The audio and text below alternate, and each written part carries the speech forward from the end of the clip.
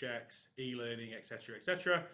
We've got a lot to talk about this afternoon in our talk with my colleagues. There's a lot of stuff on employment law that you need to know about, lots of changes. Happy to have a chat with anyone after the event. Have a great day, everybody. Thank you. Hi, I'm Michelle from Hope. I hope you're all well and looking forward to the knowledge and insight that's about to be shared. I'm sure it will be invaluable. At Hope, we think the job you do is the most important on earth, nurturing, caring for and inspiring our youngest generation. And for that, we want to say thank you and support you all we can. As the NDNA's corporate partner, Hope are delighted to offer fantastic member benefits when you shop with us. Did you know that you get 15% off every order you place with us throughout the year, and also a one-off 20% discount to be used once in the year, perhaps on one of the larger orders so that you make the most of the savings? We understand budgets are tight, so we've put together a list of over 200 essential items with savings of up to 70%, including art and craft essentials, stationery supplies, cleaning, nappies and play sand. And you won't have to wait for your order because we offer you free next day delivery on all orders with no minimum spend. So if you've not signed up already, it's really easy to do. Just go to our website www.hope-education.co.uk/NDNA.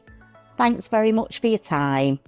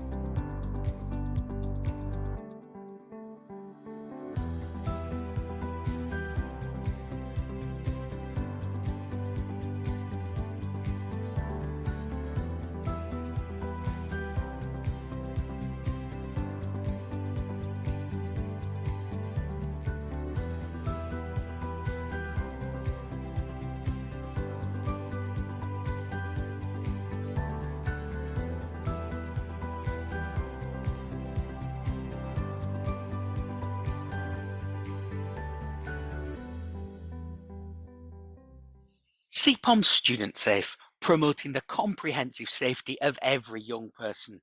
We're the #1 market-leading solution used in over 19,000 establishments for tracking safeguarding. And we're pleased to announce our nursery pricing, which will cover up to 100 young people for £495 plus VAT, with a further 5% discount for NDNA members. Explore membership with the Institute of Early Years Education today. Enhance your well-being and flourish with a 24/7 GP, digital gym and discount and rewards hub. Learn and improve professional practice with our member resources. Explore career options and plan with our career-focused resources. Experience unity and belonging in our forum and live events. Review and reflect on your achievements with a CPD tracker and reflective log. Join the Institute and achieve more with us.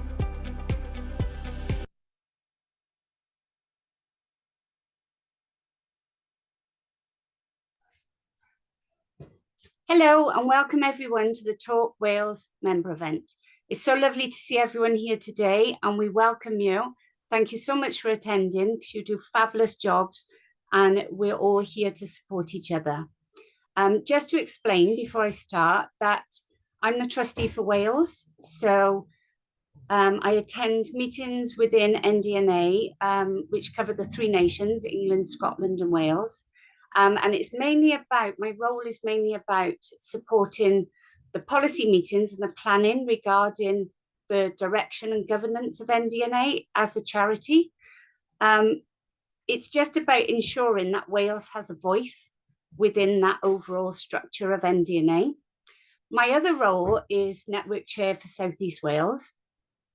Networks are invaluable. You can help build connections, support each other, if you meet regularly or have a WhatsApp group, it really doesn't matter. It's all about coming together and supporting each other.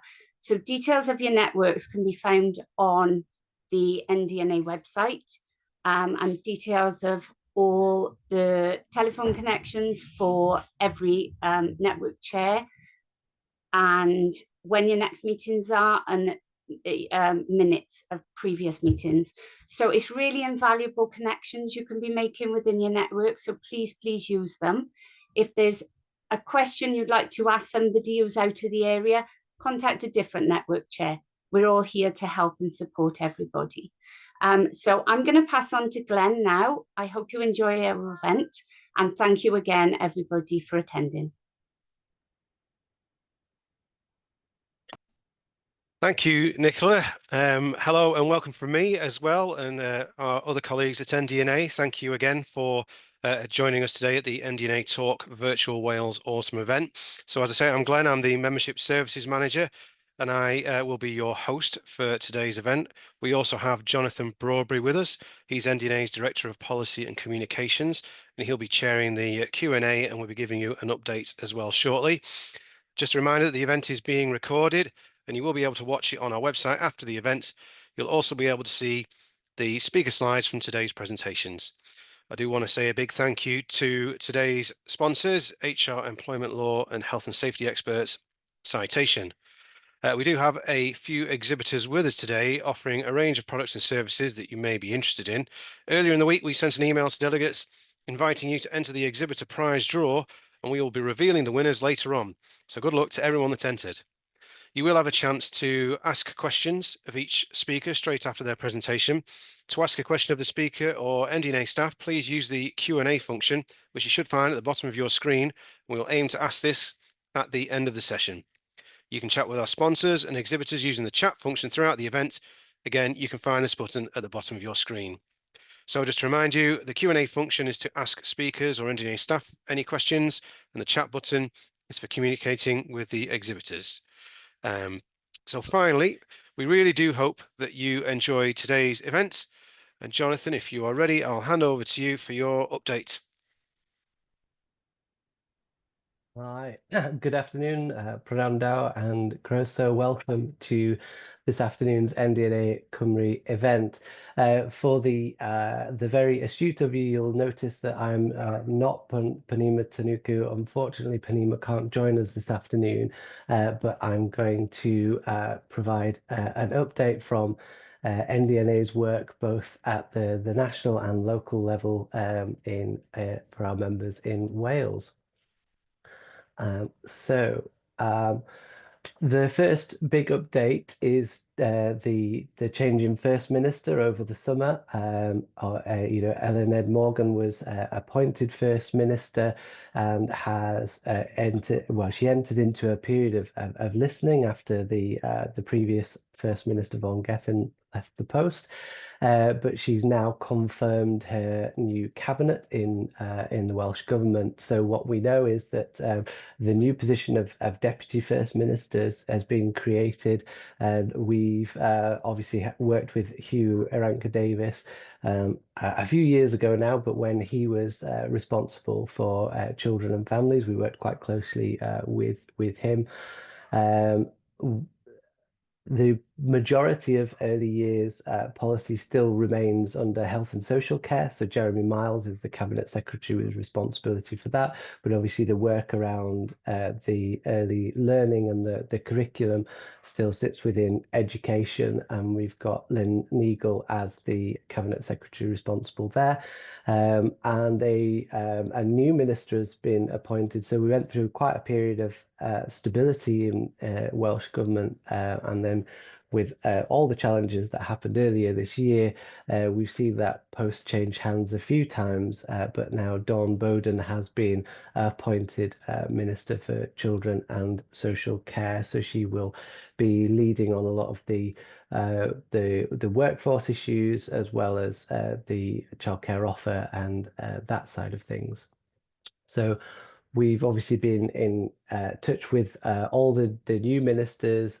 We have regular meetings with the civil servants who work with them as well. So we do keep in contact as those positions change, and we're hoping to have meetings very, very soon with the new minister as well. I will touch briefly on the general election over the summer. I know that obviously early education and childcare, the vast majority of the issues facing providers are devolved, but MPs can also represent you as businesses in their constituencies. They can still take a very close interest in the important work that you're doing. And what we saw across the whole of the UK, and this was replicated in Wales, was quite a high turnover of MPs. That means there's a lot of MPs who are completely new. Over a third of MPs' seats changed hands in Wales, and the Conservative MPs lost all of their seats. So that means that there's new opportunities to build those relationships with your MPs, to have that conversation with them. What NDNA did is we produced a manifesto toolkit, which included breaking down what all the parties were saying in the devolved nations, but we also got in touch with all of those candidates to make sure they were aware of the issues and the challenges that providers were facing. And what you're able to do is pick up on that, maybe invite an MP to visit your setting, so that you can start to have that conversation with them about things that are impacting on you and your settings. And putting things into economic context, and I do have a hot off the press update. Obviously, the inflation figures were published just this morning, and that's now at 1.7%. So the hope is that that the persistently high costs and inflation not coming down as quickly as people thought, hopefully that will continue. And the price pressures will become lower on you, but also the pressures on families' incomes as well will be relieved. We know that unemployment in Wales at 3% is lower than the UK average, but we have some projects, as you know, where we do try to encourage people who are unemployed to come into the early years sector and the early years workforce. The previous living wage increase was nearly 10%. I'll come on to the new remit for the Low Pay Commission a little bit later. But just to refresh, we do produce data on the cost that you as providers are facing, which showed that the wage bill increases were higher than that, and we know that's because you're maintaining differentials, above the lowest levels of pay as well. We know that the Welsh Government's budget is due in early December. I'll talk a little bit about the UK budget in just a second, but there will be a lot of things that are contingent on what comes out of the UK budget. But what we've been doing is we every year we present information across the whole of the UK to the Low Pay Commission about the impact, especially in sectors like ours, where a growing percentage of your income is determined by government funding rates.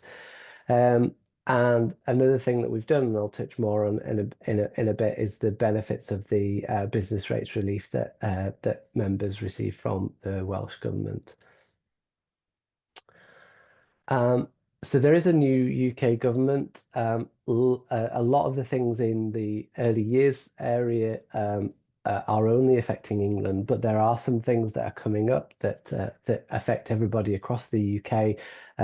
So we know that employment law was featured quite heavily in the King's speech. There's several bills within that talk about it. Citation are going to cover the employment rights bill in a lot more detail now that that's been published, but we know that it will bring forward day one rights around unfair dismissal. So that will impact on your record keeping and your induction processes. banning 0-hour contracts, and promoting greater flexibility. But there's a lot more along the Employment Rights Bill, so we'll be watching that very carefully as it progresses and keeping you up to date with those. Just to mention the Equality, Race and Disability Bill, that was about equal pay, and extending that to different protected characteristics. And on the national minimum wage changes, the Low Pay Commission's been given a new remit.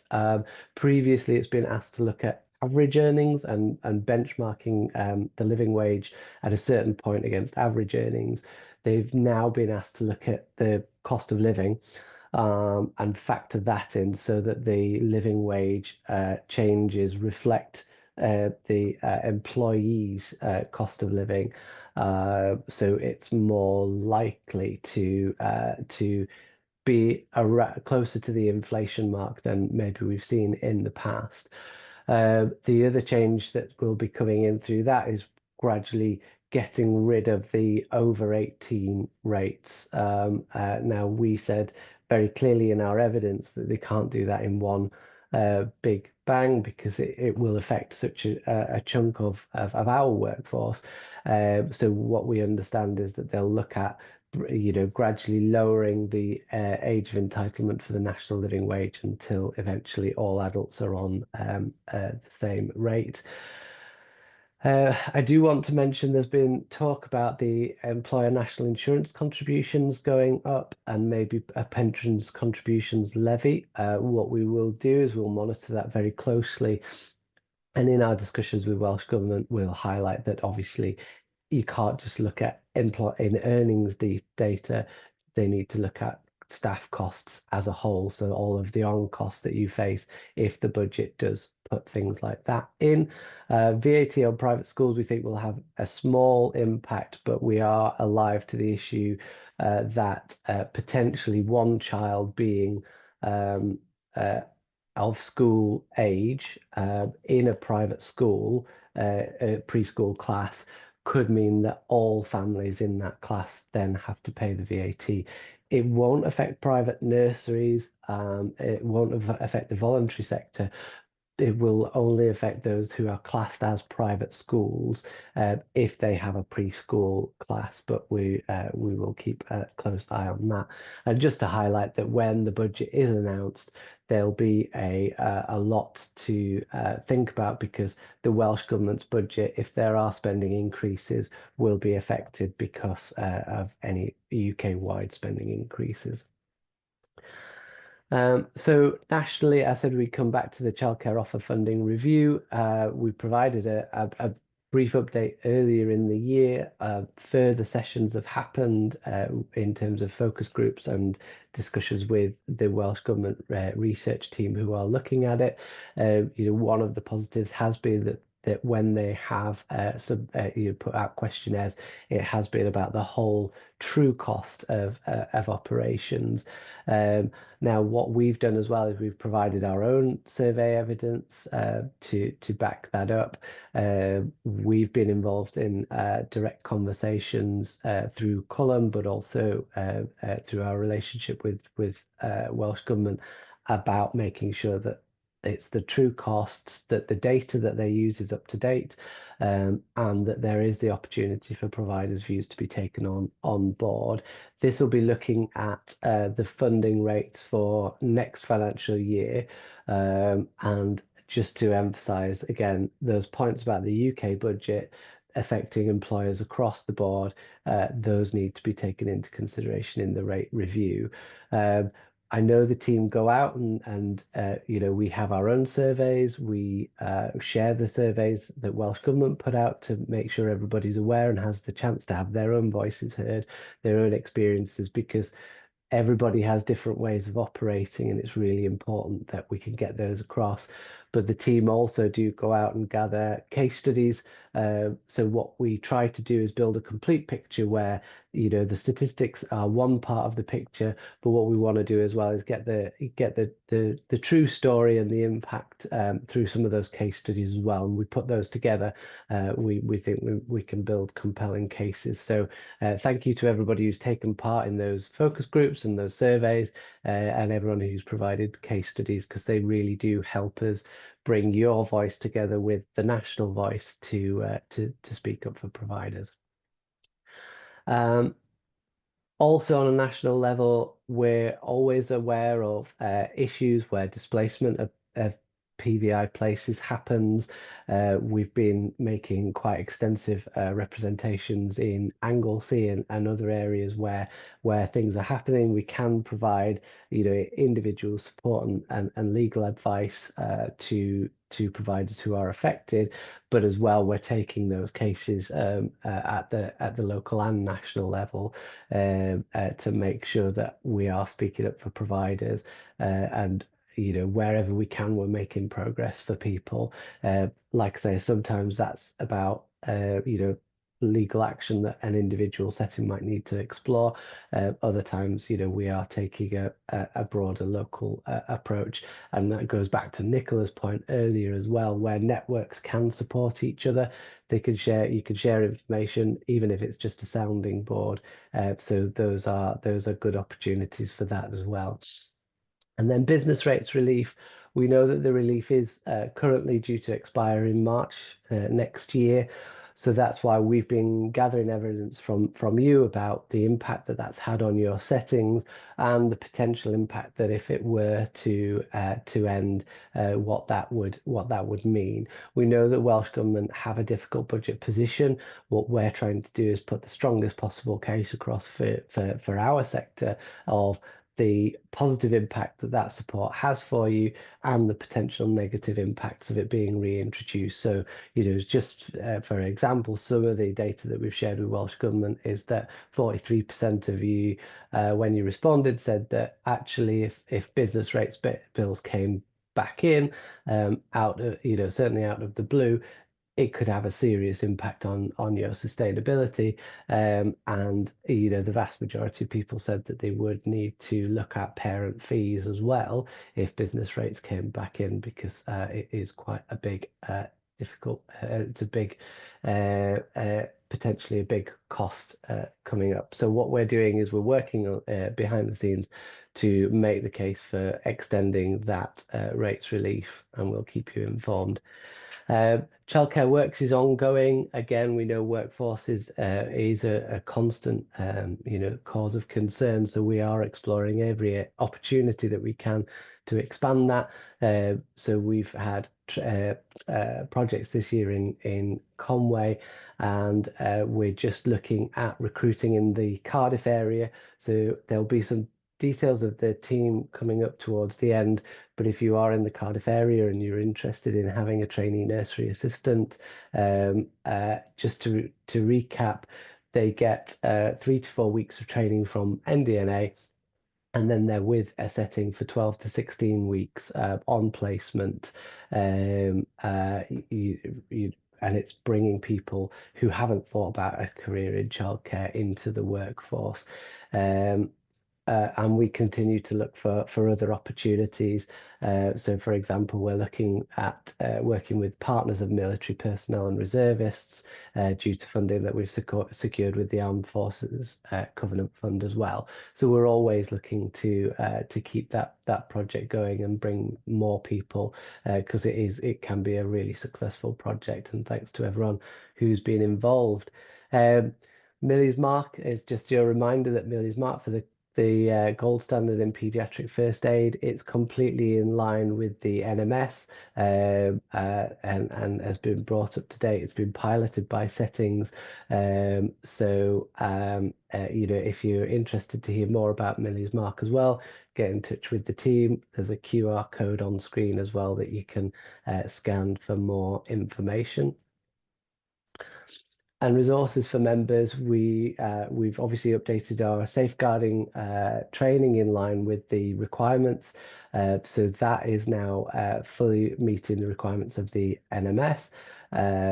Recruitment pack as well is available, and there's new courses. So when it comes to the Anti-Racist Wales Action Plan, we've now got a development zone course available for people to take up on anti-racist practice.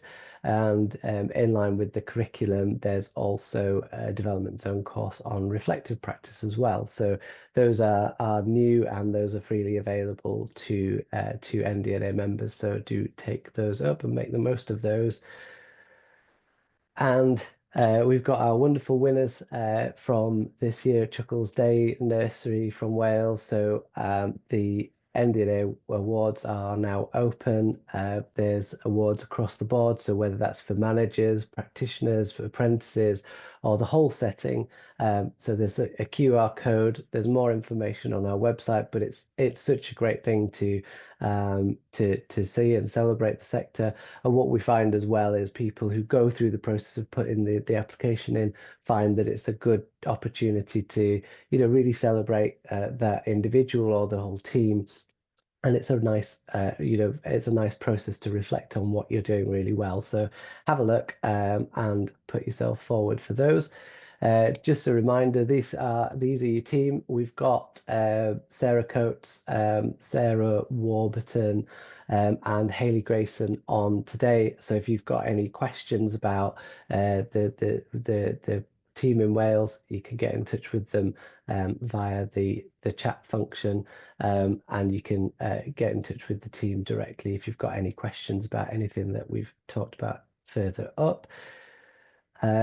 And I'm just going to finally touch, because we've got a bit of a well-being theme for today's event. So what I wanted to touch on, you've heard from the Institute at the start of today's session, and they're going to be talking to you a little bit later on as well. But what we've got within this is about a professional membership body for anybody working in early years. So anyone through from students and trainees all the way through to, you know, your managers and room leaders and people going on to postgraduate study as well.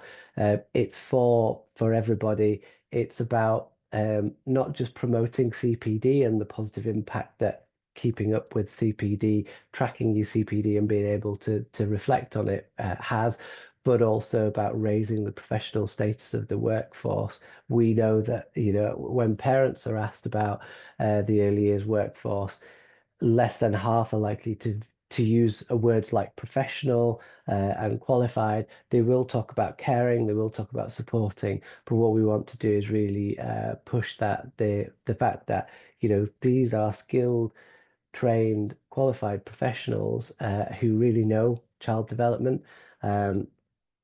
But a really key aspect to flag today. So you've got your looking at your careers pathway. There's a forum so that members can support one another and have good open discussions. There's resources and professional development. But because we're talking about well-being today, I just want to focus on the healthy lifestyles benefit of membership as well.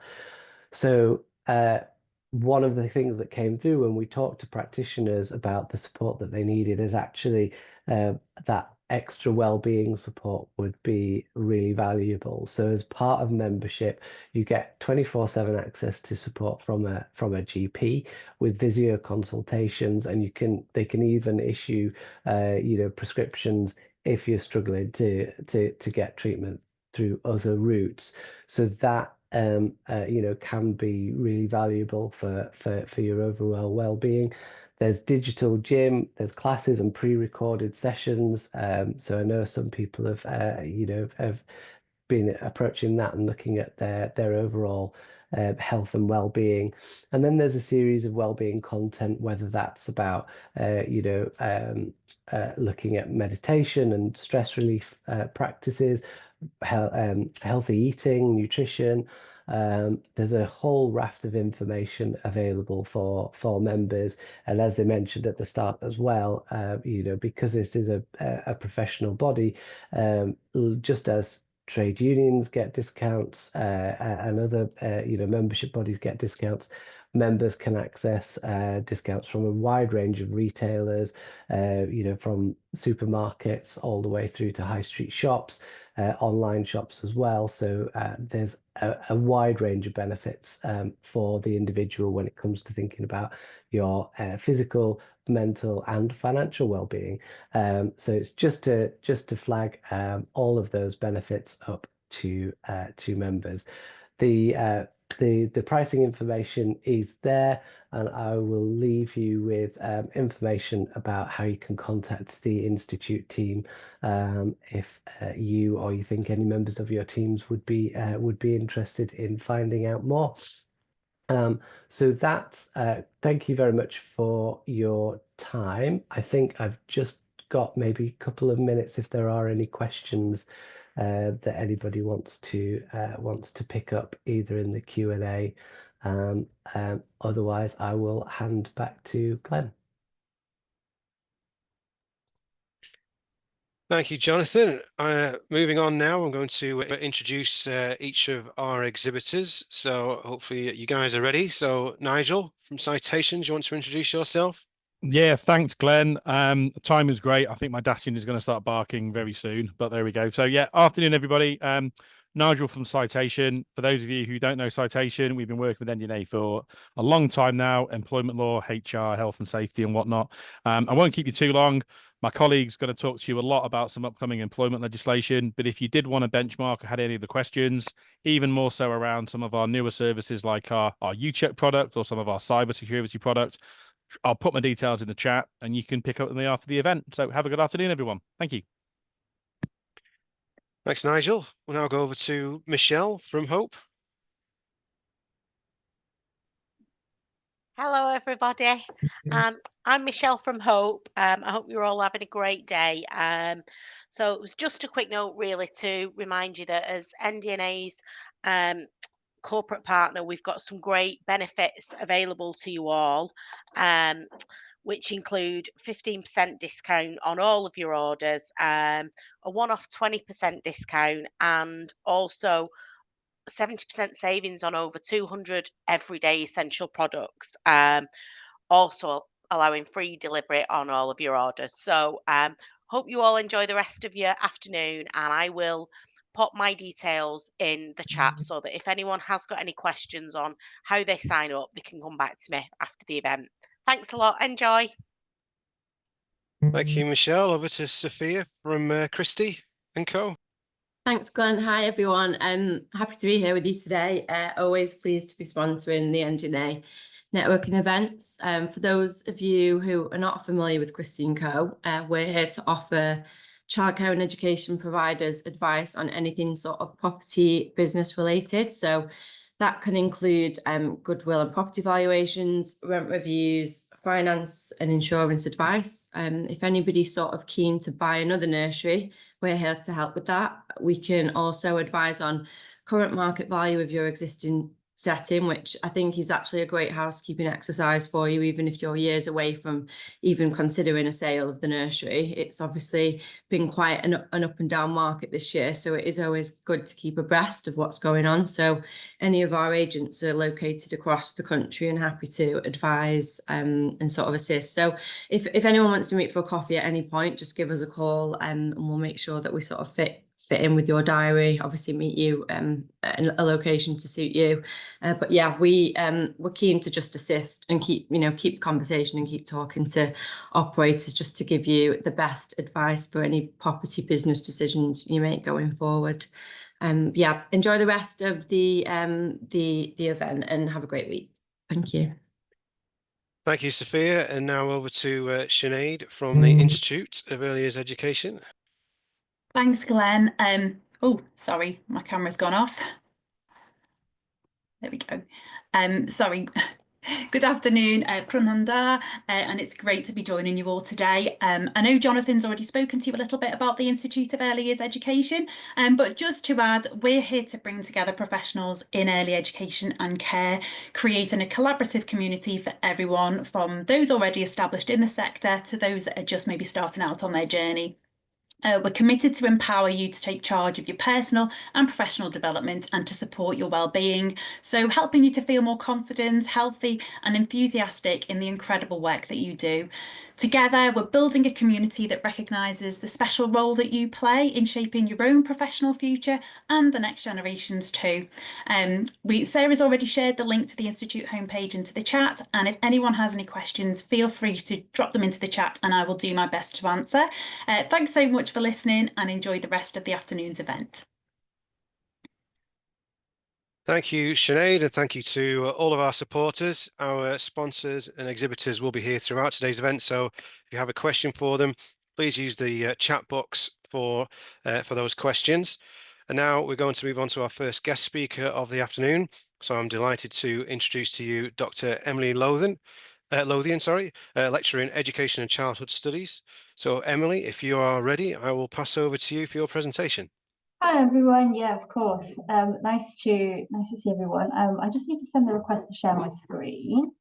And then I think I can put up slides, but just while I'm here, I'm introducing myself. So like kindly introduced already, I'm Dr. Emily Lowthian. I'm a lecturer in education in the Department of Education and Childhood Studies. So far, I've had around 8 years of research into childhood and educational outcomes, specifically looking at inequalities and childhood trauma/stressful events. So I hope today is going to be a useful insight into some of the kind of research that not only I do, but that I've kind of collated over the years of research as well. And what I offer is kind of an overview for those who aren't familiar with adverse childhood experiences, but also some awareness of kind of the critiques of the actual literature itself and the research, and to offer some hope for earlier practitioners and educational kind of practitioners in this sphere, just because whilst it's important to understand what the impact is, it's also important to understand what we can do as practitioners to support children with adverse childhood experiences. So some actual practical, helpful knowledge alongside some research. Hopefully now I should be able to share my screen. Yeah, awesome. Okay. So I'm just gonna, hopefully everyone can just see my slides. So I will move briefly on, introduce myself hopefully well enough. So what are adverse childhood experiences? You'll see me quote them as ACEs throughout, just because it's a bit better than having to explain it every single time. So ACEs are kind of factors in life which children experience, specifically adverse childhood experiences, are factors in life that children experience that can have a negative impact. And I want to say can because there are some children who experience numerous adverse childhood experiences and also do well in life. Well being this arbitrary measure of what success is, I suppose, but manage to cope and manage to succeed in life how they feel they want to without kind of negative impacts. So ACEs generally are kind of grouped into these kind of areas, 6 areas, sometimes 9, sometimes 10, depending on what the research and the person writing it discusses. And I'll talk a little bit about how Public Health Wales see that as well. But generally speaking, there are notions of abuse, so that can be physical abuse, emotional and sexual abuse, wrapped up into kind of abuse overall. Those things can co-occur or they can exist separately. On top of that, we have something called parental illness. So often this can be kind of common mental illness, so depression, anxiety, but it can also formulate into serious mental illness. So psychosis, bipolar, schizophrenia, kind of more serious end of mental illness. In addition to that, we have substance misuse. So this can be things like alcohol misuse, drug misuse, and drugs include kind of illicit and also prescription. So not just kind of illicit drugs such as heroin, cannabis, for example. On top of that, we also have criminal kind of convictions, so parental criminal activity that results in incarceration. So there will be differentiations between, for example, it's not just criminal activity such as kind of speeding, which may give you a ticket and a fine, or maybe you sit on a course to avoid those points. But generally speaking, incarceration is related to more kind of significant impacts. Then we also have death. So death often in relation to a parent, but could be that support, the wider support network. So for example, in intergenerational families, if a grandparent died, that may have a significant effect as much as a parent, depending on that relationship. So just getting that kind of wider understanding of how death impacts a family and the child unit rather than just a parent on its own. Relationships as well, so aspects such as interparental unhappiness, conflict or domestic violence can impact the child. And again, this doesn't have to just be parents, but it can be those who they're living with that they formulate a strong bond with. And then on top of that, neglect. So often can overlap with abuse, but can also be different and can have lots of different factors which may kind of relate to that. So to give a kind of Public Health Wales definition, adverse childhood experiences are traumatic events, particularly those in early childhood that significantly affect the health and well-being of people.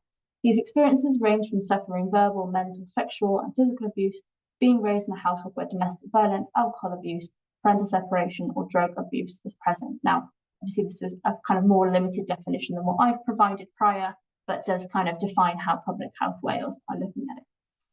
And these aspects can be experienced in childhood in a number of ways, but what's important is thinking about kind of contextual aspects around those experiences. So time, so children can experience these over a chronic period of time, for a very long period of time. It can also be short-lived as well, but we shouldn't ever assume that short-lived events have little impact, because they can have enormous impact on children.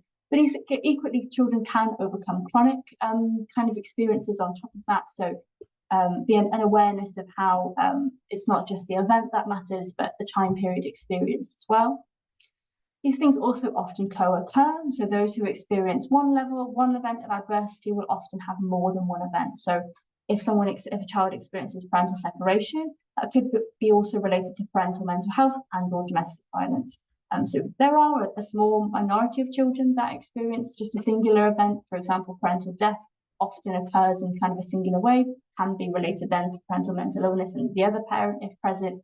So, but often children do have co-occurring events. There are also wider factors which I'll touch on a little bit today in terms of how ACEs intersect with poverty, which is often seen as a driver. It's also entangled with social support and access to health services. So ACEs don't often exist on their own. They exist in a web, often of deprivation and kind of health service access, which I know earlier practitioners should definitely be aware of. In terms of the academic contribution, just to kind of slide in the more academic side of things, Vincent Folletti coined the term adverse childhood experiences in 1998. And he primarily researched what are ACEs. He did a checklist in a very clinical pediatric setting where kind of retrospectively adults would tick off the experiences they had in childhood. Obviously, you can imagine there are lots of ethical issues with this. And he investigated along with his team kind of what the implications were on health outcomes, for example, heart problems. And they found a dose-response relationship in that the more ACEs someone had, the more health problems they had. And they recognized and coined this contribution of 1, 2, 3, and 4 plus adverse childhood experiences, which has become quite a common measurement. But in terms of where we are from now, Public Health Wales report on ACEs quite often, where adults were again retrospectively surveyed, and they did find a high prevalence of ACEs in Wales. So I just talk about the infographic on the top right-hand corner where the kind of pupil markers are. We found that 53% of those in Wales didn't have any ACEs at all. 20% had one ACE. Like I said, often singular ACEs aren't very common. 2 to 3 ACEs around 13%, and 4 ACEs plus 14%. So we actually have more adults in Wales with 4 more ACEs rather than 2 or 3. So that's something to consider as well in terms of the co-occurrence of ACEs. Academics often have tended, and not only academics, but practitioners or kind of research practitioners have banded ACEs into the scores of kind of 1, 2, 3, and 4. And like I said, 14% of the Welsh population had 4 or more ACEs. They kind of categorise things into verbal abuse, 23%, physical abuse, 17%, and sexual abuse, 10%. And then there also are kind of childhood aspects, which include the parental separation, so 20%, domestic violence, 16%, which is quite interesting in comparison to how much parental separation there are. This may occur, mental illness, alcohol abuse, 14%, and drug use and incarceration, 5%. So there are some kind of interesting results from that study, and I have put the PDF into the notes of the slides, so if they're shared, which I'm happy for them to be shared, you can have a look at the actual report itself, which delves into this in a lot more depth. Okay, so from kind of Public Health Wales and a practitioner, kind of policy side of view, there's also lots of research. I have just brought up something else. There's lots of research on ACEs, lots of different measures, lots of different perspectives. So things related to obesity, there can be things around socioeconomic conditions, kind of emotional behaviour, problem behaviour. There's also kind of big, large pieces on thinking about the policy perspective of ACEs. I myself have done some work on adverse childhood experiences and children's mental health, which explores an array of different mental health of over 200,000 children followed over 12 years. And then there's also kind of looking at kind of specific programs related to adverse childhood experiences. And this has grown significantly over time, just as taken from Aravan and Delpierre's work, looking at how many scientific publications quote adverse childhood experiences in their titles. And you can see that has enormously grown, particularly after kind of a little bit before Folletti et al.'s study, but particularly after that in the kind of 2000 to 10s, we kind of see a big uptake here. And the impact of adverse childhood experiences, as probably most early practitioners are aware, that it does have significant impact on children. So, for example, learning, those with 3 or more ACEs were associated with below average language and math skills. Again, if those people are interested in the specific studies I cite, I put them in the notes section just to kind of make the slides a bit nicer to look at. Behavioural aspects are an important outcome of ACEs, so a dose-response relationship with ACEs and poor behaviour. So, for example, the more ACEs somebody has, the more likely behavioural problems are to arise. And then there's also an emotional aspect. So, again, a dose response. The more ACEs a child has been identified with, the lower that emotional development and or regulation has occurred. When we think about it specifically in Wales, the study on ACEs in Wales specifically found an impact on educational attainment. So this study was done by my colleague Annette Evans, who was at Cardiff University and is now in Public Health Wales. She looked at kind of ACEs specifically, and I'll talk a little bit about kind of the score versus looking at adversity separately a little bit later. But she found that living with someone with a common mental health disorder, so depression and or anxiety, or had an alcohol problem, increased the risk of not attaining educational outcomes at Key Stage 1, so those early years, age 7. Victimisation also increased risk, and victimisation was classified in this study of children going to hospital with external injuries, specifically identifying victimisation that happened in the household or by a household member, and then also a death of a household member had a relationship with Key Stage 1 outcomes. And in this study specifically, there was a move away from counting the number of ACEs a child had to looking at the specific impact of a specific ACE. And I think this is really important. And again, I'll talk about this a little bit later. The study is attached in the citation notes if you're interested. And in terms of who are more likely to have ACEs, those who have a lower socioeconomic status are more likely to experience ACEs. I'm sure many people are aware of this. But lower socioeconomic children are also more likely to experience poor health and well-being, and there tends to be this complex pathway towards adverse childhood experiences. So often lots of people quote around poverty being an adverse childhood experiences, or is it a double disadvantage?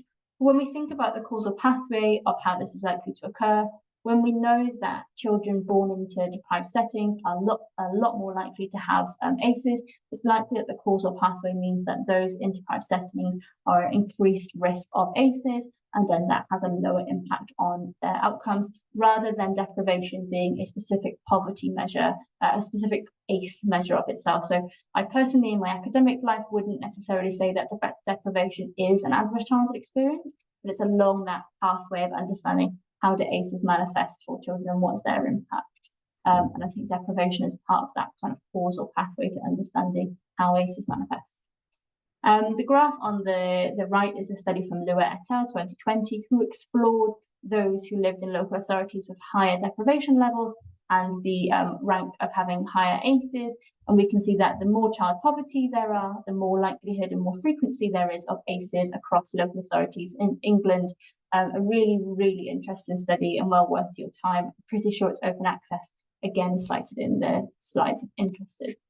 But in terms of research specifically in Wales, as I mentioned, ACEs and deprivation are certainly interlinked and associated with educational outcomes as early as Key Stage 1, so at the end of early years, and in Wales, the kind of foundationary phase of our curriculum. Again, this draws on Annette's, so Evans' paper, who I worked with closely on my childhood mental health paper, and explores the contribution of having free school meals and ACEs on Key Stage 1.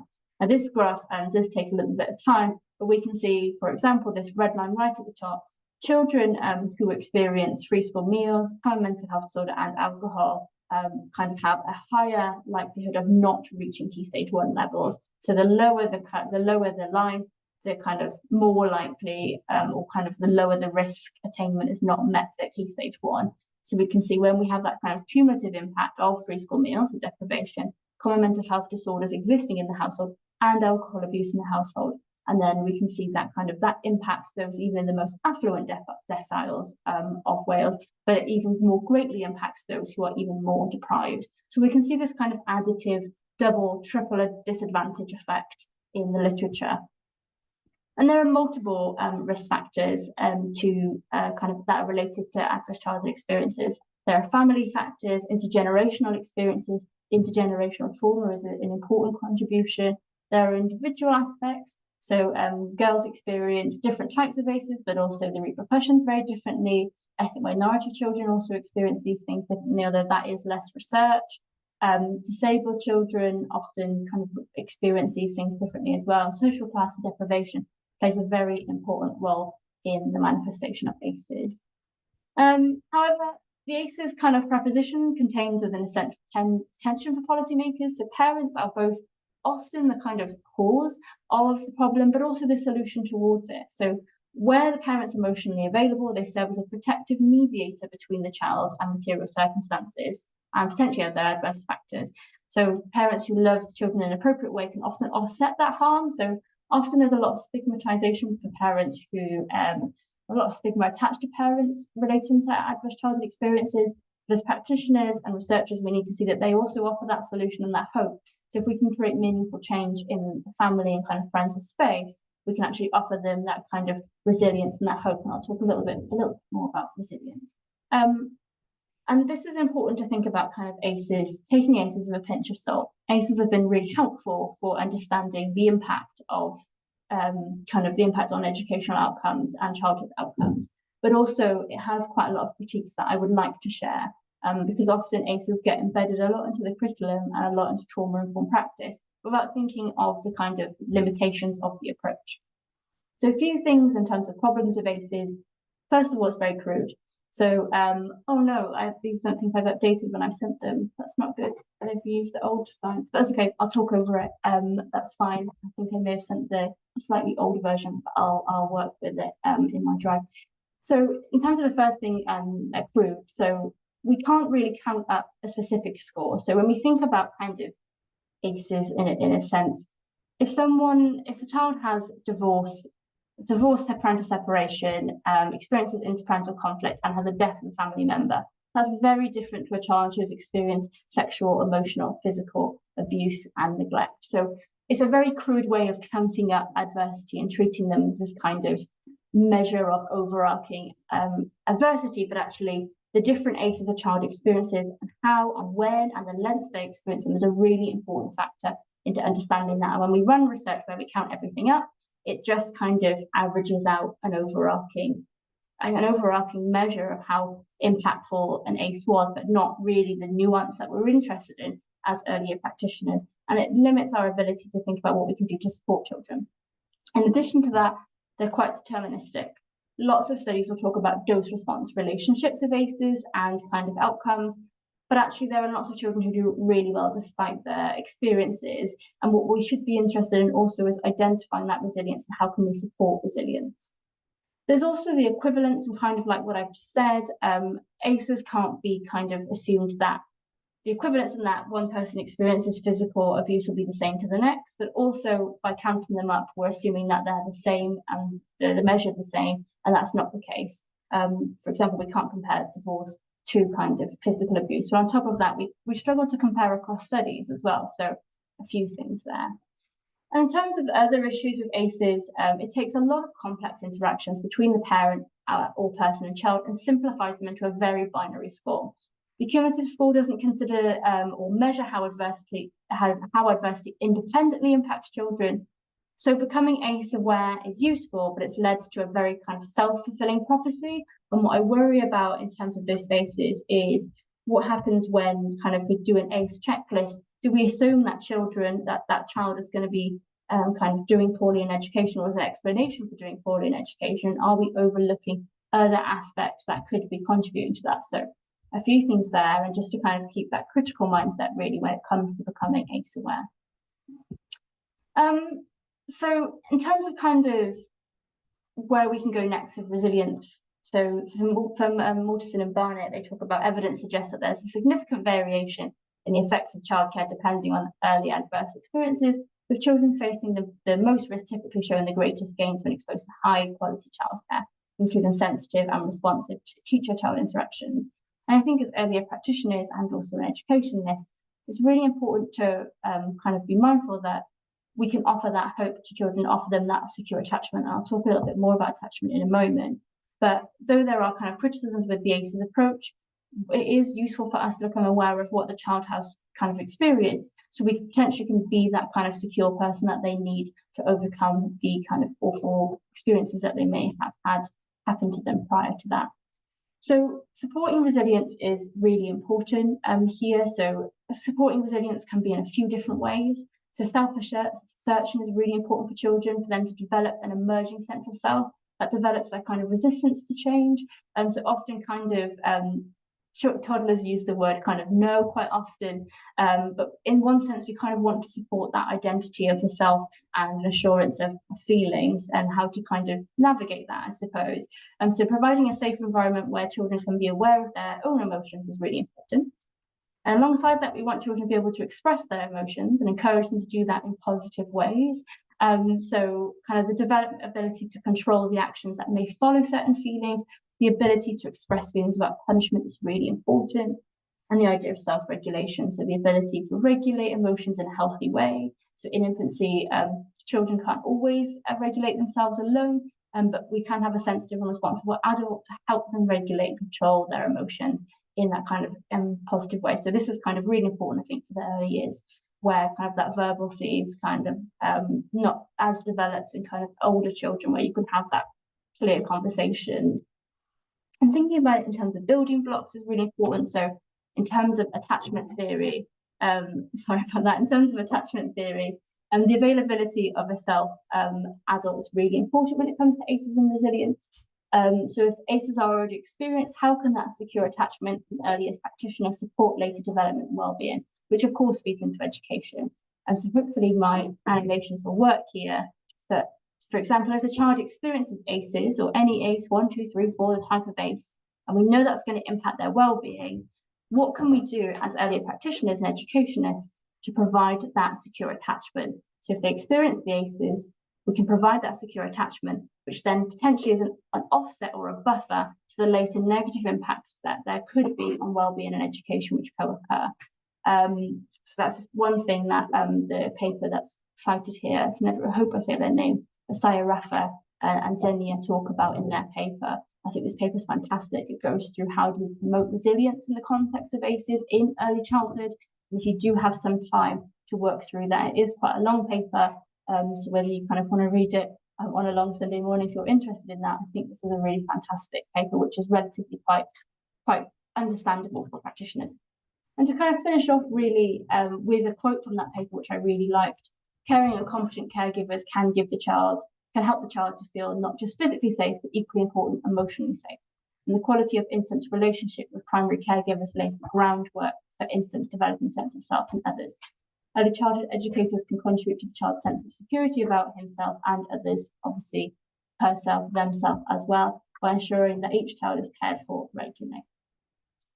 So I just want to say diolch o galon, thank you very much for your time to listen to me today, and I hope this was helpful just to think about kind of what we do in practice and just to kind of give you some insights to adverse childhood experiences overall. And I hope if they do want my slides, I will send them the updated version, which I didn't click from my emails, and I can only apologise for that. Hopefully I talked around that sufficiently. And so thank you so much.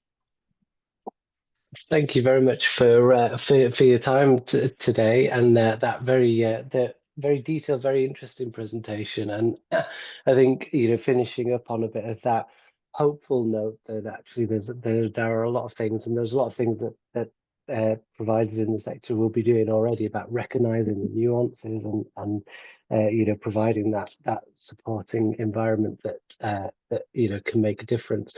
There's no questions in the Q&A at the moment for you. I just wanted to ask whether there's you mentioned a couple of the links that would be of real interest. I don't know if you have them to hand and you're able to put them into the chat function, for if people want to be able to access them, but the slides and the presentation will be available afterwards as well. But yeah, there's so much to cover there, but it was really interesting. ACEs is huge. It's a huge field to cover in 20 minutes, but I think I wanted to cover kind of the key things people want to think about, and they can go away and have a look. Yes, and I think you've definitely given us plenty to think about, and I would flag up one thing as well, which is we're looking at ways for our members in Scotland to look at engagement with non-verbal children as well, about how they're feeling about their rights, because the legislation on rights in Scotland has gone a little bit further. So I think there's a lot of interesting things that can be taken forward. Lovely. Well, thank you very much for your time and that presentation. And if there are any questions, if people pop them in the chat, we can either send them across to you afterwards as well. But that's been a really interesting session. Thank you very much. Fantastic. Thanks so much. Yeah, please feel free to email me any questions. I'll drop my email in here. If anyone also is interested in working together, that would be amazing. I'd love to work with more practitioners. But thank you for the opportunity, and I hope you enjoy the rest of the day. Lovely. Thank you very much, Emily. So our next presenter is Vanessa Trimble from RCS, and she's carrying on the wellbeing theme from children that you work with into wellbeing in the workplace. So I will hand over now to Vanessa, if you're there. That's great. Thank you very much. Thank you, Jonathan. So my name is Vanessa Trimble. I'm the Business Engagement Manager for a company called RCS. And I'm going to explain a little bit about RCS, what we do and how we may be able to support you. But first, a quiz. If you'd like to respond in the chat box, please, that would be great. And the first question is, what percentage of the working population in Wales works for a small or medium-sized company? So a small or medium-sized company is one that employs fewer than 250 employees. So what percentage of the working population in Wales works for a small or medium-sized company? Answers in the chat box, please. That would be great. Thank you. Let me see. Okay. Thank you, Rianne. 70%. Marshfield Monkeys, 67, 55, 80. 68. Okay, some good responses here. Thank you. Any more for any more? The actual answer is 62.4%. So if you've got 5% either way, give yourself a point, and well done. So that's 62.4% of people who work in Wales work for a small or medium-sized company. Second question. What percentage of turnover for the Welsh economy do those small and medium-sized businesses and companies contribute? So what percentage of turnover for the whole Welsh economy do SMEs, small and medium-sized companies, contribute? Answers in the chat box again, please.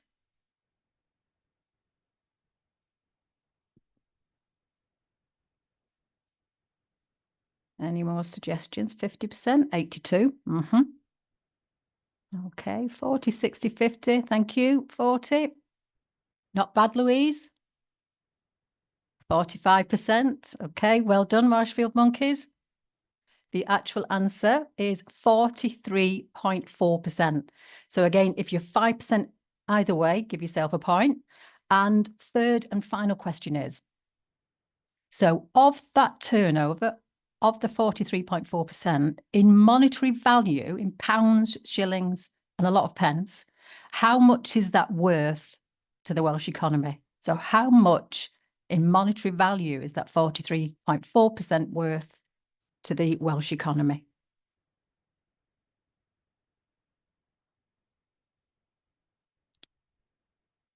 in monetary value? Any offers?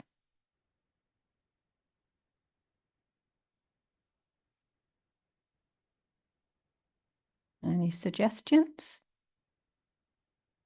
Okay, thank you, Jonathan. 200 million. Anything else? Any more suggestions? Okay, I shall tell you. Oh, 185. Thank you, Stacey. Any more? Before the answer is 127 billion pounds. So as you can see, that represents a significant portion of the Welsh economy, and that's where RCS comes in. So RCS, and hopefully that will go forward. Yeah, we're a community interest company. Now, we were set up in Rhyl in 2007. However, we're now spread across a lot of Wales. So we cover the whole of North Wales, we cover West Wales, and we cover Southwest Wales. Our values are important to us because I suppose everything that we do is about our values, that we're wanting to respond to identified needs. We're wanting to connect to help people create the connections they need to progress in thriving work. And we want to support, empowering support to create positive futures for people and the businesses within which they work. So our in-work support service is all around supporting businesses to keep people, the whole business, well in work. So it's about well-being in the workplace, because the vast majority of us work for an SME and don't necessarily have ready access to the traditional occupational health service, or what's now called employee assistance programmes. And that's where RCS comes in. So we are funded by the Welsh Government to provide that service. It's to keep people well in work. And it's all about keeping people well in work to ensure that they're productive and to support the Welsh economy. Because if people aren't well in work, they can go off sick. And if they're going off sick, they're not productive. They're not able to support the Welsh economy. So it's keeping people well in work. It's providing support for well-being in the workplace for each of the businesses. And for people who do go off sick, it's providing them support to get back to work a little bit quicker. So as I say, 62% of people work for an SME. That's 1.2 million people, and making a significant contribution to the Welsh economy. So we cover the whole of North Wales, we cover West Wales, and we cover Southwest Wales, including Swansea Bay, Neath, Port Talbot. The other areas are covered by Powys Mind, and the company called Case UK covers Cardiff and the South East. So how can we support businesses? It depends on your particular needs, and we can do that in a whole different variety of ways. So for free, our support includes assessment, consultations, chats, team meetings about your workplace and your wellbeing policy, or offering advice and guidance on how to improve wellbeing in the workplace. And that can be done through a simple phone call, a quick consultation. It can even be done by a health survey. So we can provide a health survey to your staff for them to feedback about their wellbeing in the workplace. We also do by the provision of wellbeing training, and I'll talk a little bit more about how we do that. And we can provide mental health first aid training as well as bespoke training and support. So it's all very much about your particular needs of the business. It can be as much as this or as much as that. So you would contact us once you're enrolled, and we can set up a meeting, we can have a conversation, and we can do some kind of assessment and look at how we can support you to enhance the wellbeing culture in your particular area of work. In terms of the free training, we deliver a really popular session called the Wellbeing Champions. This is our most popular because it trains up wellbeing ambassadors within workplaces. So some businesses, depending on the size, can have 1 or 2 wellbeing ambassadors. If they're a small company, or if they're a bigger organisation, maybe got 200 staff, they can have 10 or 15 wellbeing champions. And as I say, these are ambassadors to provide information, maybe a little bit of guidance and some support or signposting to policies and procedures within that particular place of work. In addition to the 3-hour Wellbeing Champions online training, we have regular network events to keep our champions updated. So every couple of months, you'll be invited to attend a network event. In addition to the Wellbeing Champions, we also deliver a wellbeing mental health awareness online session, positivity in the workplace, menopause awareness, and bespoke training on a commercial basis. All our training is in both Welsh and English. So who's eligible? So we're funded by the Welsh Government to provide support around wellbeing to businesses with fewer than 250 employees. And as I say, that's because they don't necessarily have ready access to occupational health services. It's to businesses that are based in North, West or South West Wales.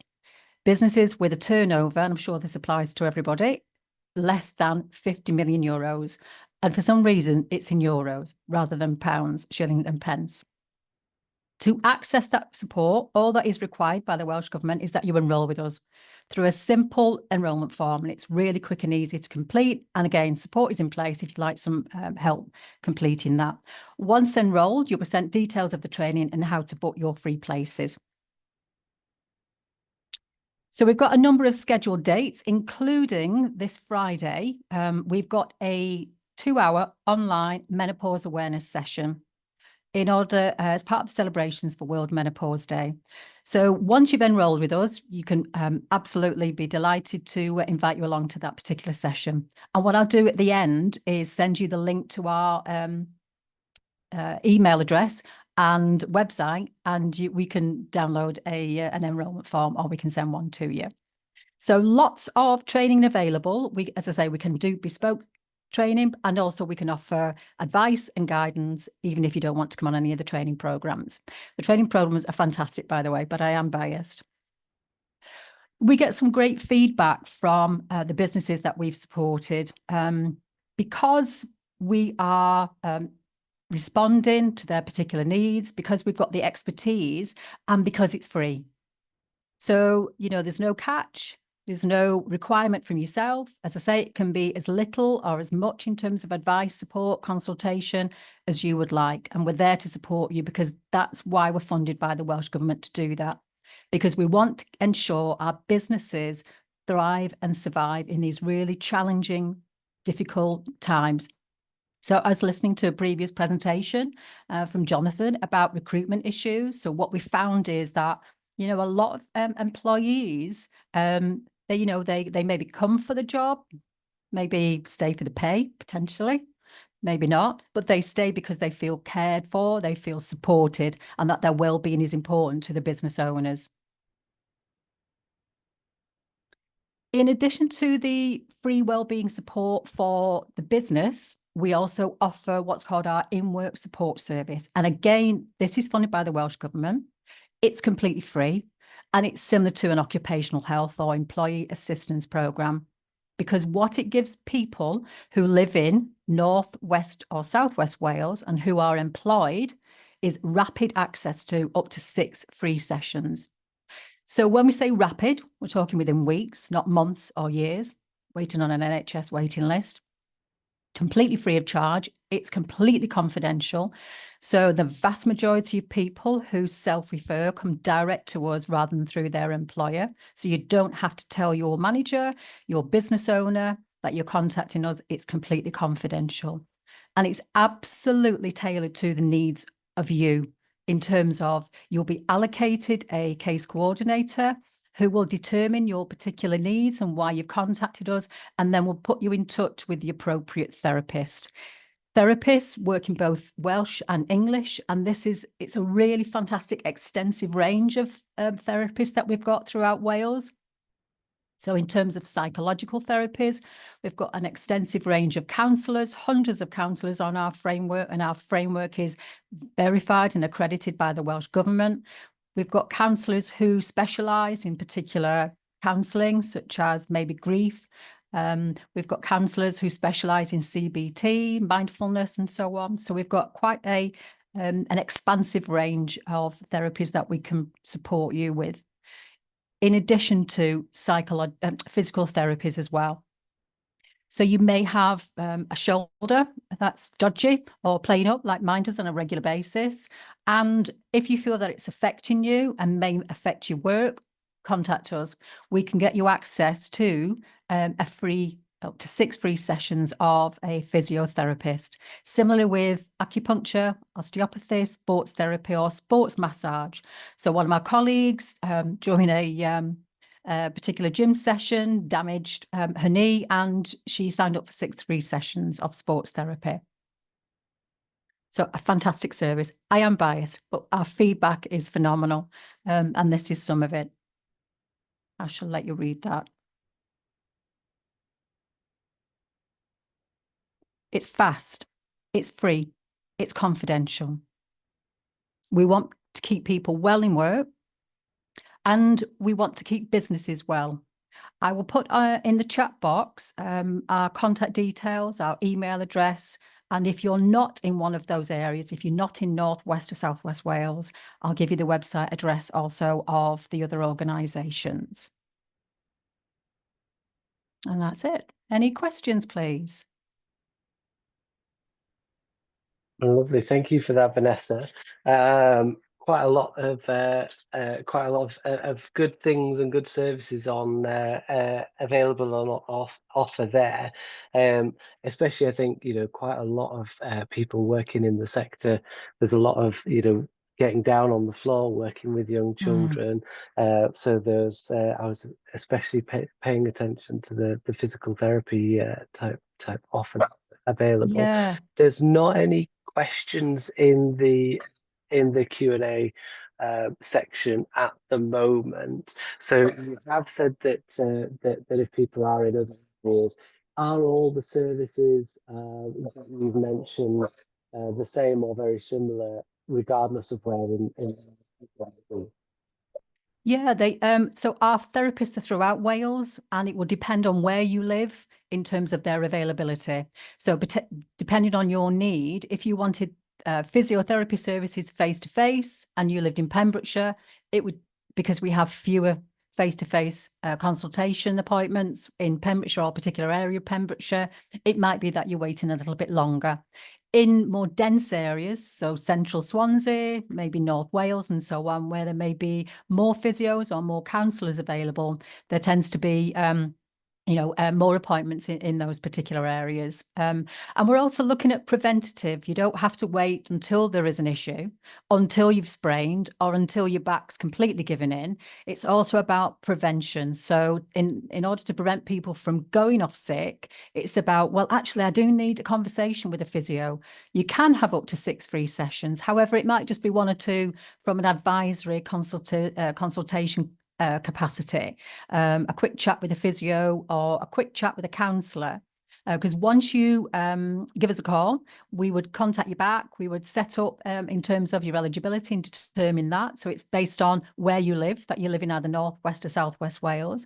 And once we've got, your eligibility sorted, we'd put you in touch with, and the therapist would contact yourself to determine your particular need. And as I say, it could be 1 session, or it could be up to 6. You can have either the psychological or the physiotherapy.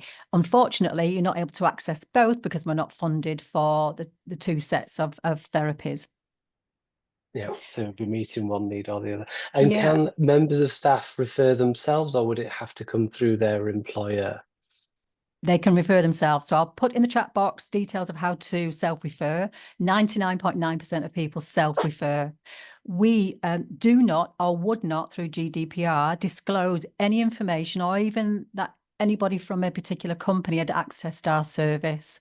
So it's completely confidential, it's free, and it's direct access as well. And in terms of the business and the free wellbeing and support, that's only available for a limited time in terms of the wellbeing training and support, because our funding, unfortunately, is coming to an end shortly. So that's only for another 2 months. So I would, I'd encourage you to reach out and enroll with us as soon as you possibly can, just to make sure that you've got full access to our services before they potentially disappear. So act now is the very clear advice. I don't think we've got any other questions coming through from people attending. So unless there's anything else that you would like to add at this point, I can see that some of that information's up in the chat already, which is fantastic. So yeah, unless there's anything else that you would really like to add at this point. And another is just if it's not for yourself and a family member, a friend is eligible, as in lives in those particular areas, Northwest, Southwest Wales, and works for an SME, please refer us as well, because, you know, we want to support as many people as possible. We want to keep people well in work, and we want to support the Welsh economy. That's fantastic, thank you. And hopefully, you know, that's got people thinking about what support they or their teams might need. So thank you very much for that, Vanessa. All the details, as I say, are in the chat as well. So I know we're a little bit ahead of schedule, but I will hand over to Glenn now, please. I think it's the prize draw time. It is, Jonathan. It is that time to reveal the lucky winners of the virtual goodie bag prize draw. Thank you to everyone that entered. So I will now reveal who the winners are, starting with the £50 Amazon voucher kindly donated by Citation. The winner is Laura Nichol from Little Cherubs Nursery, and we'll be confirming these in the chat as well. The winner of the £150 voucher to spend at Hope is Sophie Owen from Doyle Darkeeve. I hope my pronunciation was great. Thanks to Sarah Coates for the tip. Christian Coe kindly donated the £50 John Lewis voucher, and the winner is Louisa Hughes from Kate Day Nursery. And the winner of 1 year's free membership of the Institute of Early Years Education is Letitia Spencer from Rydal Penrose. So congratulations to everybody. The exhibitors will be in touch with each of you to arrange the delivery of prizes. So now that excitement is over, we're now going to move on to a really important session from Dominic Cooper from Citation. He'll be giving an HR and employment law update. Please put any questions you have for Dominic in the Q&A function. And if Dominic, if you are ready, I shall hand over to you.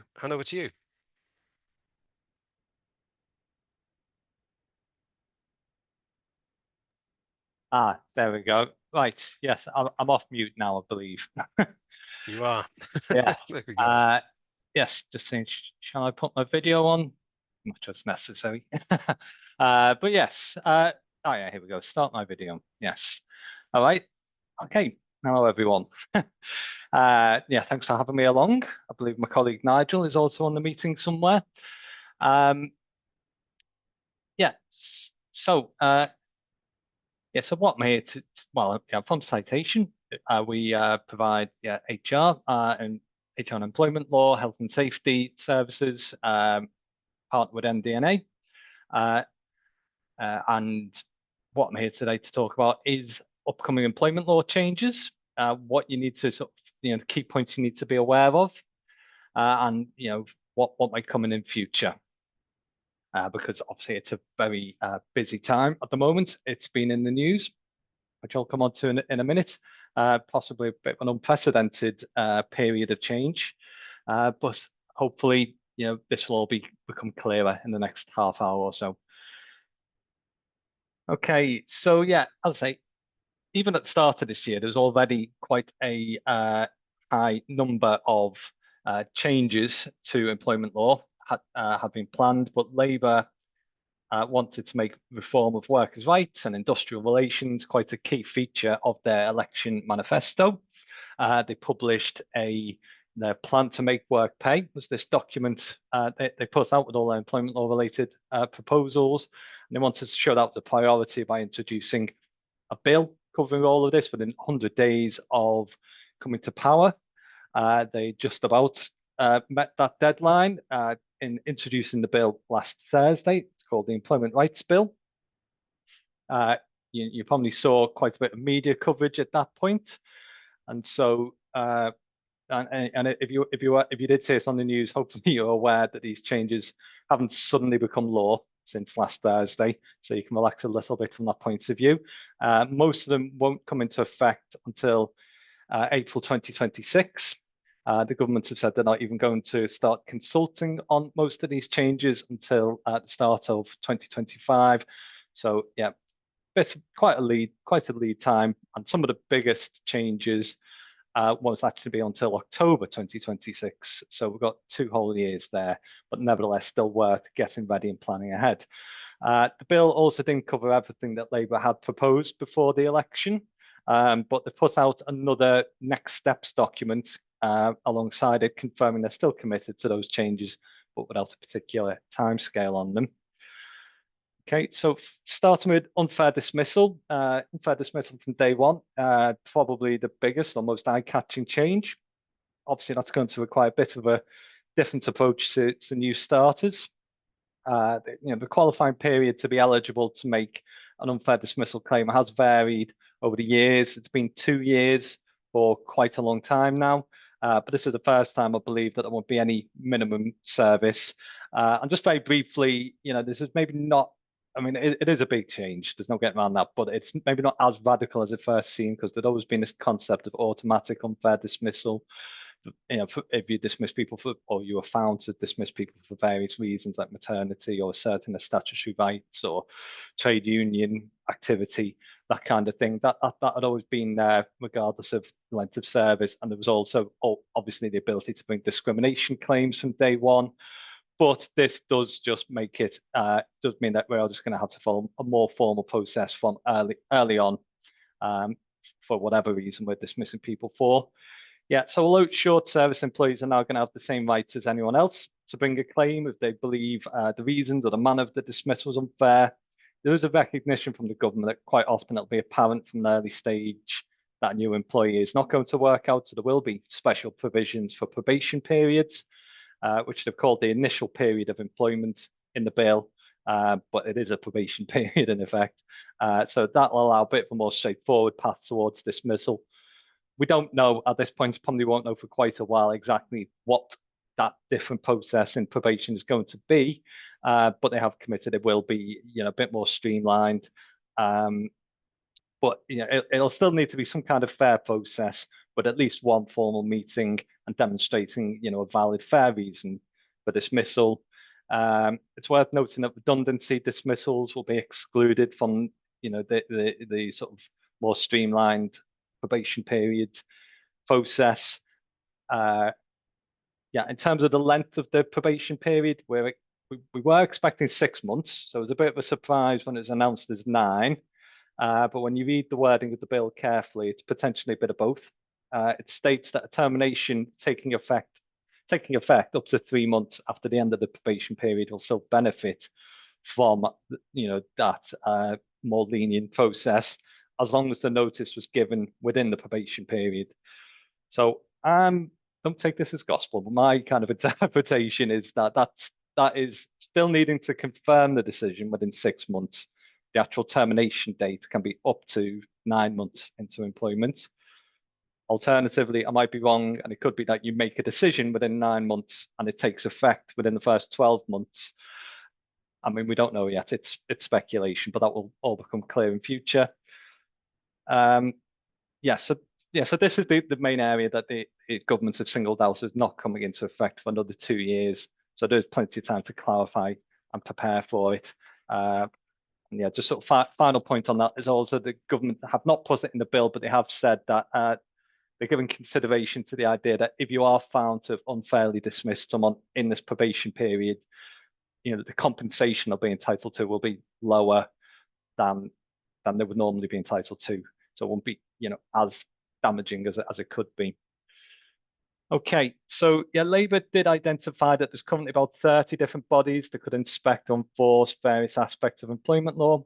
So in the interest of efficiency and clarification, reduce confusion, all these functions will eventually be brought under one enforcement body, which will be known as the Fair Work Agency. To begin with, the scope of that's going to be relatively limited on things like SSP, minimum wage, holiday pay, but it'll expand over time. The Fair Work Agency will be able to inspect workplaces. They'll be able to take more targeted enforcement action. They'll be able to ask you to commit to an undertaking to improve your practices, and if you fail to give that undertaking or don't stick to the undertaking, they can issue an order and eventually take it to court.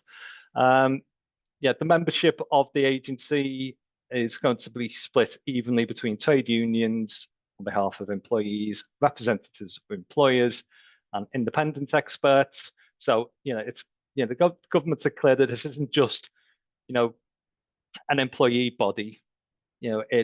Employees will be able to call this agency if they feel an employer has breached the rules, which is better in many ways than feeling that the only route is to go straight to threatening a claim. But it is also intended to help both parties, and the government have said part of its function is to help support employers and give guidance for employees who want to do the right thing, in their words. Right, another proposal that's drawn a lot of attention is on 0 hours contracts. This was often somewhat misleadingly reported as a complete ban on 0 hours contracts. But in fact, it's just cracking down on them operating in what the government sees as an unfair or one-sided way, like one-sided flexibility, as it says there. So the two specific measures to improve security and predictability for employees are that where an employee is consistently working each week, but their hours vary, the contract should ideally reflect their regular average hours. And also that reasonable notice will need to be given for any changes in their shifts, along with being entitled to compensation if a shift is cancelled or shortened at short notice. So the bill states that first of those measures, that's done by offering guaranteed hours at the end of every reference period, which isn't defined at the moment, but on this next steps document on gov.uk, they're saying they're planning that to be 12 weeks. And as I said on the slide, an employee is perfectly free to refuse the offer if they actually prefer the flexibility of a 0 hours contract, or they prefer to send a 0 hours contract for whatever reason. They're not under an obligation to move to a fixed or more regular contract. Also, on the second point, the potential compensation for cancellation of shifts, that's capped at the equivalent pay that the employee would have received for the cancelled or shortened hours. They're just being paid for what they've missed out on.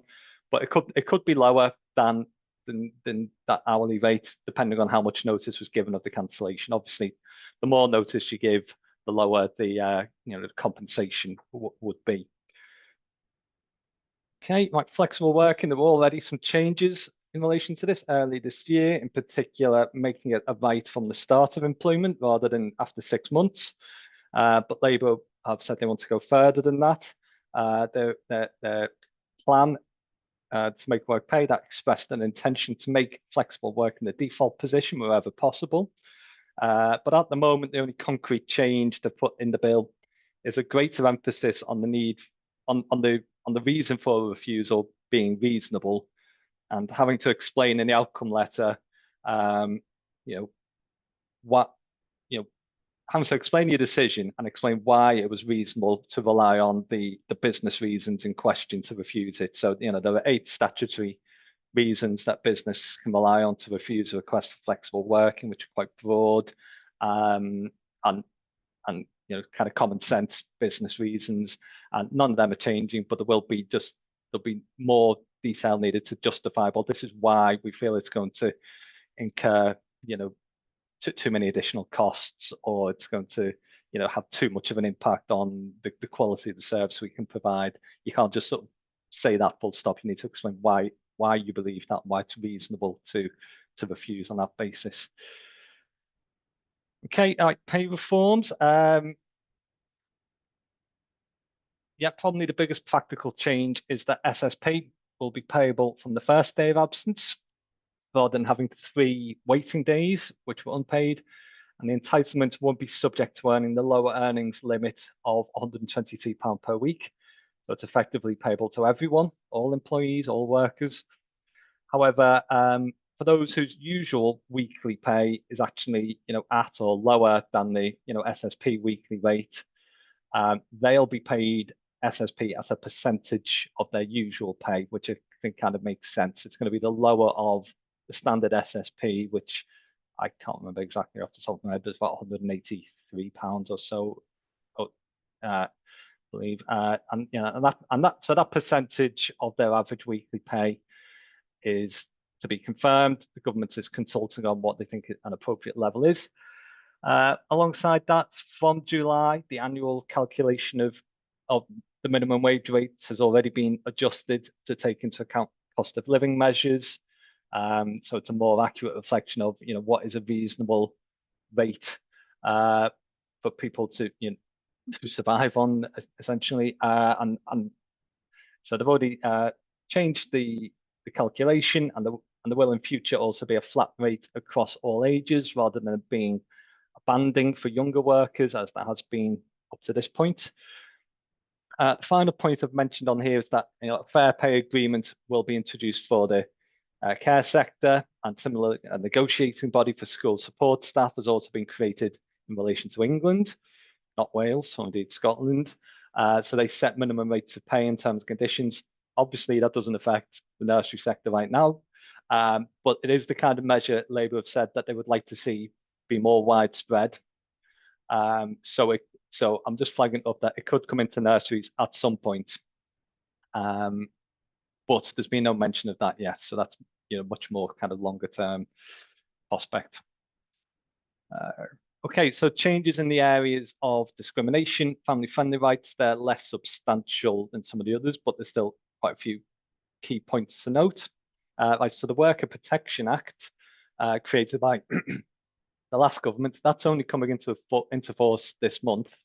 It's on the 26th, but the Labour government have already committed to strengthening it before it's even come into effect, with the effect that there will be an obligation. Well, currently the Worker Protection Act requires that you take reasonable steps to prevent sexual harassment. The bill says that's going to be strengthened in due course to being all reasonable steps. So just have to go that bit further to do everything you can to avoid sexual harassment, and there'll be enhanced tribunal awards against those who are found not to have done that.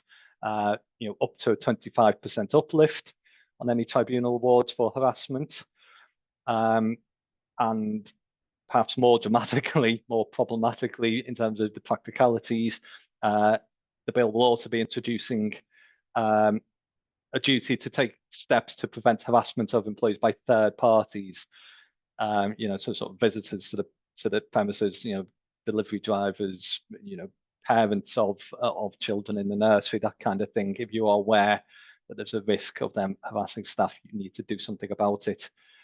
So, I mean, that's obviously going to be a lot harder to control than your own working environment. So it remains to be seen exactly what guidance will come out about how we achieve that. So it'll become unlawful to dismiss a woman either during her maternity leave or for a period after her return, which is scheduled to be up to 6 months after she's returned from maternity leave. That's regardless of the reason for dismissal. At the moment, there's special protection against redundancy during maternity leave, but that's extended to being dismissing her for, and clearly it's been automatically unfair to dismiss someone for being on maternity leave or for being pregnant. And that's clearly discriminatory, but this is now being expanded to be, not being able to dismiss someone really for any reason, regardless of any connection to maternity or pregnancy, up to 6 months after they return, other than specific exceptional circumstances which have not been, defined yet. But I would, one example I would give is, if you were in the unfortunate position of having a redundancy situation from closing down a whole branch of the nursery, a whole site, and everyone is being made redundant, and a woman on maternity leave was swept up in that, I would imagine that would be permissible, because then that's that's clearly kind of unavoidable. But we'll see. Another measure that's proposed in line with a growing recognition the effect that menopause can have on some employees and the need to support them through that is a requirement to produce menopause action plans explaining what support will be provided to such employees. However, that's just for large employers of 250 staff. So I don't know whether anyone on the call is would fall into that category. I would imagine probably not many of you, but maybe some do.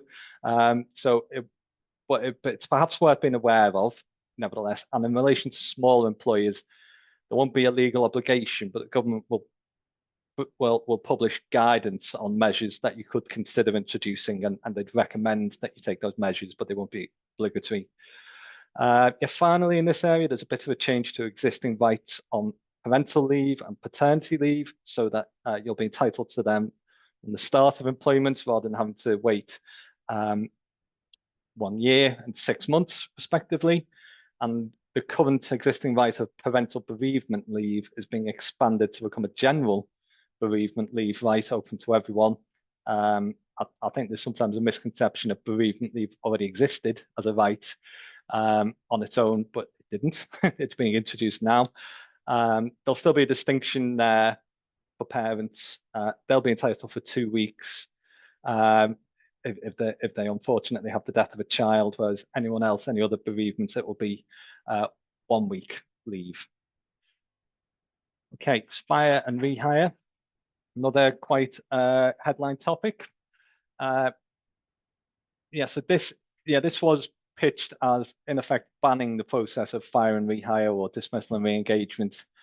And to be honest, it is pretty close to, that is what it is doing. There was already a code of practice had been introduced in July, made this much more onerous, encouraged viewing that as a last resort option.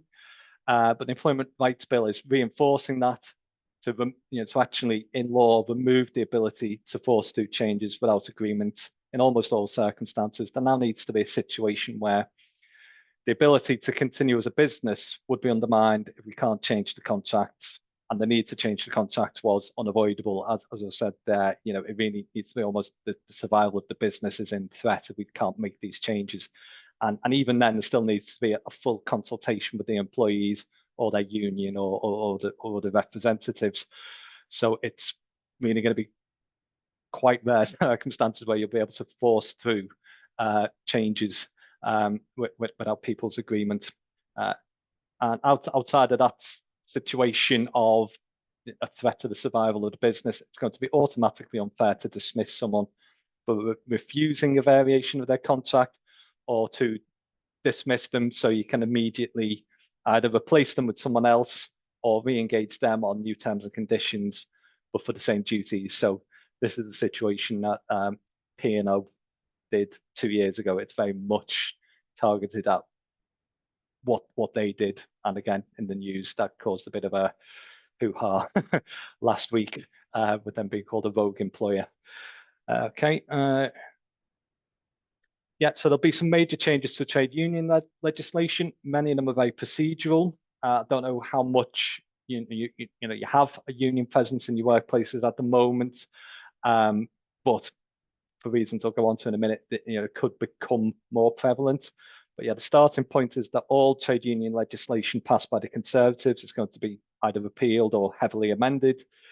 So there'll be fewer administrative hurdles, both the union achieving recognition and for them passing a ballot for strike action. Why I say there could be more union presence in the workplaces, that unions will have increased rights to access workplaces for various purposes, meeting staff, representing them, advocating, trying to persuade them to join the union. They have to access the workplace in a regulated and responsible manner. It'll be via an access agreement that they negotiate with the employer, but equally the employer can't unreasonably refuse them access. And that applies whether you recognise the union or not, or whether your staff are members of the union. If the union kind of ticks the right procedural boxes, they can still come in and try and persuade people to join the union. Alongside that, employers will be obliged to inform new starters of their right to join a union, and you need to remind existing staff of that on a regular basis. We don't know exactly how regular that might be, but maybe every 6 months, once a year, something like that. And there had always been a bit of a legal anomaly in that it had been perfectly legal to subject staff to a detriment for taking industrial action. So, a warning or refusing them promotion, or, whatever it may be. That was a bit of an anomaly. the Supreme Court had found that was a human rights breach.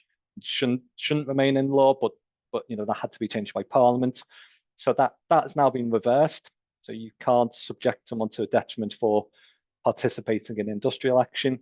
And also the rules on dismissing someone for taking industrial action, they've been simplified. That had previously been allowed. It was quite complicated rules on when it was allowed in specific circumstances, but it's now been simplified just so that it's just unfair to dismiss someone for taking part in a strike or other industrial action.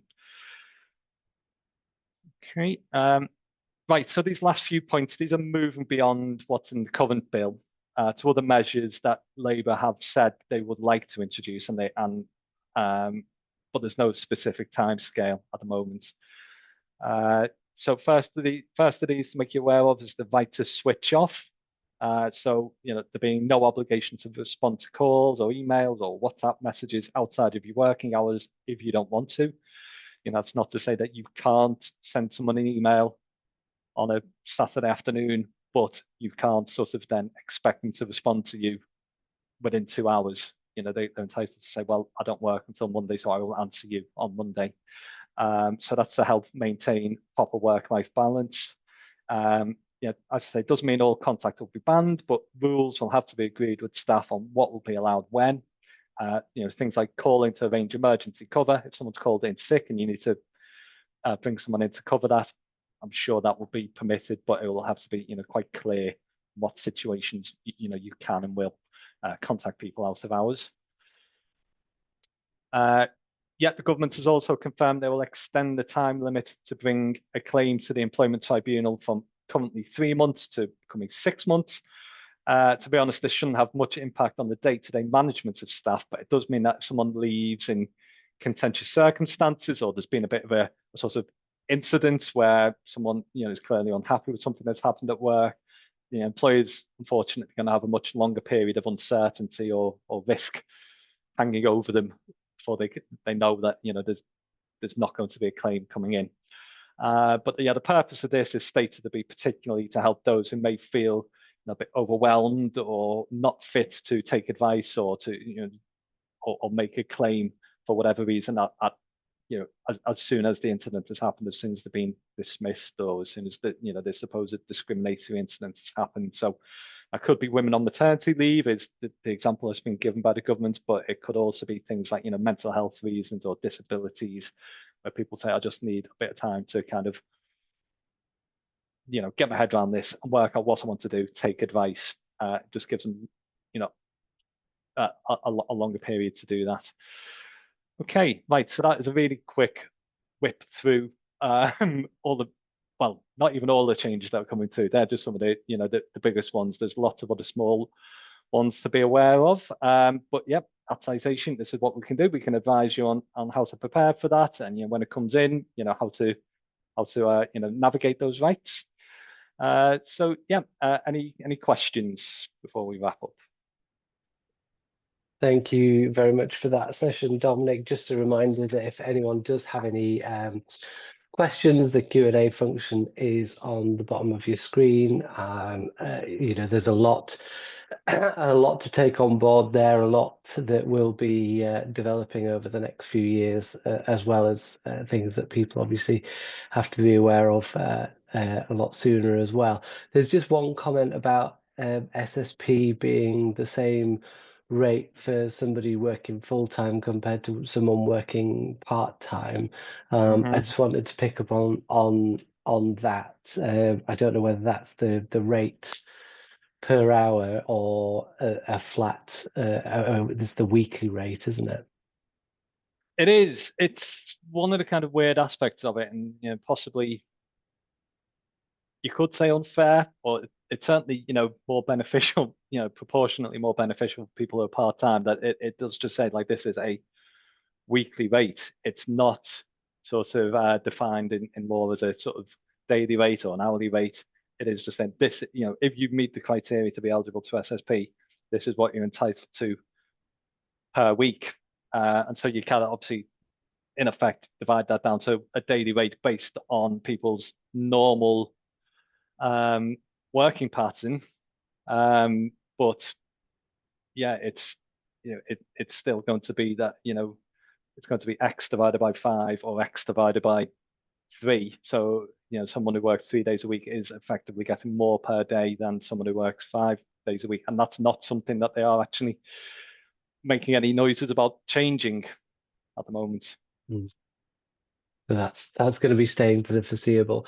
Yeah. I do want to highlight, because you talked about 0 hours contracts and the fact that it's not an outright ban. If anyone is interested on what's happening with 0 hour contracts in their areas, CIW publishes a data tool based on the returns in the SAS. That gives a local authority by local authority breakdown of the number of staff in those areas who are on either 0 hour contracts or contracts of fewer than 16 hours a week. So if you are interested in what's happening in your local area, that data's available. So would you expect, with the changes brought in, that the number of people on that on true 0 hour contracts would reduce? Well, yes, and I think that is the government's intention, is to reduce the number of people on 0 hours contracts effectively. Or certainly those who feel like they've got kind of no choice but to be on 0 hours contracts. I mean, I think this has always been a bit of a point that we've sort of put forward, is that a true 0 hours contract is actually quite rare. Quite often what is labelled as such is really more of a variable hours contract, where people are working a variable number of hours each week, but they're always doing some work, or alternatively they are truly kind of casual worker. But yeah, for 0 hours contracts, I think certainly some people will be taking advantage of this offer of guaranteed hours. I think some employers will think it's kind of not worth the extra admin or the unpredictability that if I want to plan for the year ahead, and if I have to keep offering a new contract every 12 weeks, I don't know what this individual is going to be working by the end of the year. So you may have to, it may prompt employers to think a bit more creatively about, well, what actually works best for the business? What other ways can we organize the work to get the work done, whether that's temporary contracts or kind of low hours part-time contracts, although these provisions do cover very low hours. I think the governments have seen that as a bit of a loophole, that if you're saying, okay, well, we won't call it 0 hours, but we'll call it a kind of 2 hours a week contract, you can't get around it that way. It'll still apply to that, but we don't know what the kind of minimum level is going to be. But I think they are trying to encourage people to say, okay, yeah, we'll use worker casual contract, or we'll use fixed term or part-time contract or things like that might actually be clearer for everyone and have the side effect of more stability and predictability for the employees. And also inevitably there will be some employees will take up the option of the guaranteed hours contract that they're offered. So yeah, I think it will decrease. Thank you very much. There's no other questions come in. I know Nigel's put his details as well in the chat if anybody would like to contact Nigel as well with any follow-up questions. And there's information on speaking to Citation as well on screen now as well. So thank you very much for that update, Dominic. That was a lot covered, and thank you for doing it so comprehensively. No problem. Thanks for having me. I'm glad I could help. Okay. Thank you very much. Okay, so thank you for everybody who's attended today. Obviously, a really big thank you to Citation, who are our key sponsors for today's event, and thank you to our speakers. Obviously, hearing from Dominic, from Vanessa at RCS, and Dr Emily Lowthian. It's really great to hear a range of things affecting the sector as we go. We've got just a little bit of, well, first of all, save the date, because our next event will be in person in Newport on the 13th of March. So get that date into your diary. We'll hope to have lots of engaging speakers for you in person there, and more information about how you can book will be on the website very soon. But that's just to get the date in everybody's diary. And thank you to all our exhibitors. We do have just a couple of minutes to hear from you about today's event, because obviously we run these events for you, our members, so we want to hear both your feedback on today's event, but if you've got any comments or anyone else that you would want to hear from, please put any other suggestions into the chat box, and there should be an evaluation question popping up on your screen as well.